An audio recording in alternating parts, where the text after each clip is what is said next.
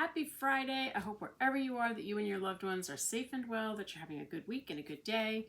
Why am I filming on Friday? Mainly so I could wear this shirt from my mom's birthday. Happy birthday to my mom. This fabulous shirt is from a store I love, Mahogany Mommies. I will put the link in the description. I love it. It's so comfortable. I could do a whole commercial about their shirts because they're amazing.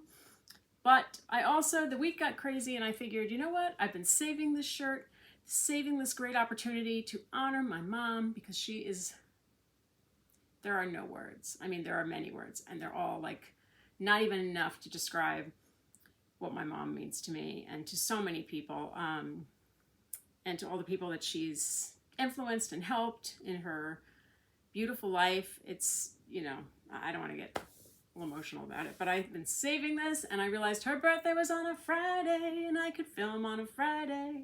So here I am filming on a Friday. Okay, what's happening? Well, I saw my doctor on Tuesday. And I had to go to the Upper West Side of Manhattan, which I don't love, but I have no choice. And for my next appointment, I have to go there too, because apparently the East Side is completely filled up. So I don't know what's happening over there, but you have to book your appointment months in advance, which whatever. As long as they let me do it, I don't care. What happened? So I went up to see him. And I was describing what happened with my back last week, which I don't know if I know I didn't get into it because I missed the deadline. I literally had been talking to my husband about that. Like, I can't miss my deadlines because then I feel like I've let myself down. And, I don't know if other people feel let down, but I feel let down by it. It's like a personal thing. And then what do? Sunday night, I'm skating in through the rest of the weekend and I'm like, I feel like I didn't do something. And then it dawned on me like at 10 o'clock. And I thought, I can't rush through it. It's too complicated. So I'll describe it now. Last week, I started to now I've had problems with my back basically my entire life. Since I was at least 9 or 10 years old, I've had issues with my back. And I think probably, they said, I had the congenital spinal defect, but I think my scoliosis began then also. And I had, can't think of the name of it. Bursitis in my shoulders. My backpack was too heavy. They said I shouldn't carry my backpack. I carried on both shoulders and it was like, it didn't matter. My backpack was like 40 pounds. And so it was, and the technology wasn't there back then to diagnose all of that. Like they weren't going to give a 9 or 10-year-old, in-depth imaging for pain in her back. It wasn't like I had an emergency, I guess, in there. For me, it was just terrible back pain. But I think what was happening was the congenital spinal defect was starting to let it be known and let itself be known. And so I think that's when, and it just escalated, and then, hello, my phone, let me turn the sound down. And so it just progressed throughout my entire life. My pregnancy, my back was very painful. And then, I could never use a front carrier for my gal because just my back could not take it. And so then, obviously, if you've been with me for long enough to watch these videos, you know that when I went to get my pump implanted, they did MRIs on my back so that they could see where the placement would be. And they realized my back, because also my legs were dropping out from under me. My back was incredibly unstable. And so they said, you have to have your spine fixed, or plan to not be able to walk at some point. So I was like, okay, get the spine fixed, which was a joy that I never want to think about again.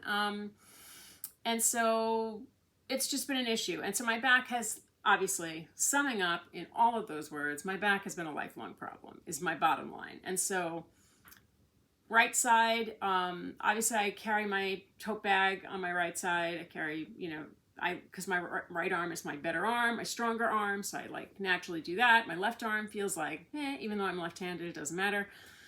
So I've had issues with my sacroiliac joint on my right side. This is like a gobbledygookly mess of a video, but bear with me, hang in there, because I am getting to the point. So last week, now every now and again, my left side acts up. I have back pain down the center of my back, like in my thoracic spine area, 24/7. Lower back pain all the time. Neck pain 24/7. So like every now and again though, one side will like flare off more. Well, last week on my left side, and it was literally where when you get a pump, you get the implanted device near your spine, and then there's a catheter that goes, like a little tube catheter that carries the medication from that little hockey puck of a disc to the implanted well, no, wait a minute. No, I'm mixing this up. The catheter is implanted in your spine and it goes to the hockey puck in the front of your abdomen. It gets planted into a pocket of tissue in the front of your abdomen. That sounds so disgusting. I apologize. But anyway, so the catheter, where it was, that's where I had my pain. And it hurt when I walk, but it didn't go down my legs. It was like my back was hurting with each step I took. And so I like to walk. That's my exercise. And so every time I stepped, it was like my back, it felt like somebody was twisting or sticking something into that little track, a literal line from where the implant, like catheter started to where it ended up. And it didn't get better. And so the pain was pretty extreme. And I would say at some points, even though I hate to number my pain, I would say it was like an 8, 9, 7, 8, 8, 9. And so he knows that I hate to number my pain, but he's like, you got to give me a number here so I know what we're talking about. And when I told him, he was like, whoa, because I never number things that high because I think, well, it could be worse. This was bad. So then he said to me, you've used patches before. And so I reminded him, like, the adhesive, I can't use, I was using my old doctor, my first CRPS doctor, prescribed Lidoderm patches, which were the greatest thing until they weren't. The pain, I used to wear them on my shoulder for my back, and like it was so magical until the adhesive was literally taking my skin off. And so every time I put one of these patches on, the adhesive would start to burn. And so finally they had to discontinue the patches, which was kind of devastating for me because it was like, it was working. And I didn't use them all the time, but when I needed them, they were there, and they were just a friend that helped me through these bad, bad flare moments until they became a deadly enemy. Not deadly, no, that's terrible. And so, but my skin was literally peeling off my back. And so it was very painful. And then that became a problem. So then I had to deal with the skin healing on my back and on my shoulder. But it was devastating because I couldn't use those anymore. And so I reminded him of that, and he said, I think I want you to try to use the over-the-counter Lidoderm patches. So I was like, hello, problems with adhesive. I just went through that whole dramatic story. And he said he still wants me to do it. Why? Because he said with the patches, they're made better now and possibly might not be as irritating. And he said he thinks it's worth a try. And it's like a over-the-counter 4% lidocaine, so it's not like the big Lidoderm, because the Lidoderm patches were big. And he thinks that more people have sensitive skin now, and it's hard to say, but he said he wanted me to give it a shot if I was willing. So I was like, okay.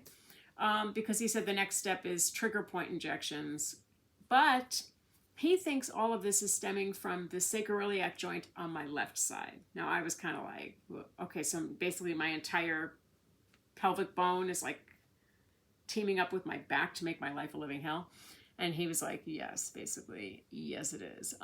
He said he feels it's radiating up from that joint because when he pressed on that joint, it was also very painful. And so my thing was like when I was trying to put ketamine lidocaine on it over the weekend and during the end of last week, it hurt my skin to the touch. It wasn't just an internal hurt, it was an external hurt. And so he was like, wow, that's pretty bad. So I was like, yeah, it is.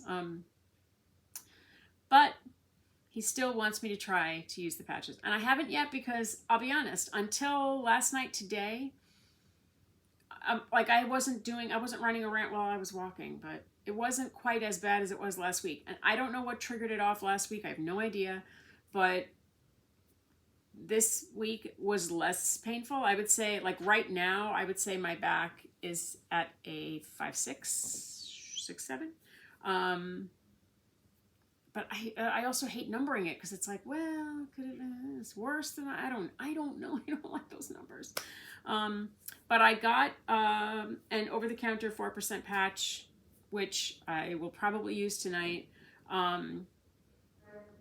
And we'll see what happens. But I am reluctant because I know what I do with adhesives, but I trust him, and if he wants me to give it a shot, I am. It's less invasive than doing an injection. I'll say that, because I can always throw some hydrocortisone on at the irritated. Oh, I just had a spasm on my back. Irritated skin and call it a day. We'll see what happens. But if that's the less invasive thing to try before the more invasive thing, I am there for it.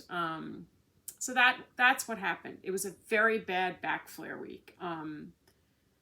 And like every day is a bad flare day for my back. I feel like, and I also feel like I talk about my back like it's a sentient being who is actively plotting against me, because that's how it feels. And like, it's like pockets of different areas of my back that are just pockets of pain that are constantly bothering me. And there is no break from that. It's like when I stand, when I sit, when I walk, but it's not usually, it wasn't like that. This was different pain, because he was asking me, is this kind of pain? I was like, no, it was completely separate and completely new. When they first took the catheter out, which was probably in 2017, I think, the summer of 2017, I think they finally took it out. That area of my back where the catheter had been was sore. And my abdomen, where I have scar tissue where that little hockey puck of medication was in my abdomen, that still gets painful sometimes. And I know that that's just like a residual scar, residual nerve activity there.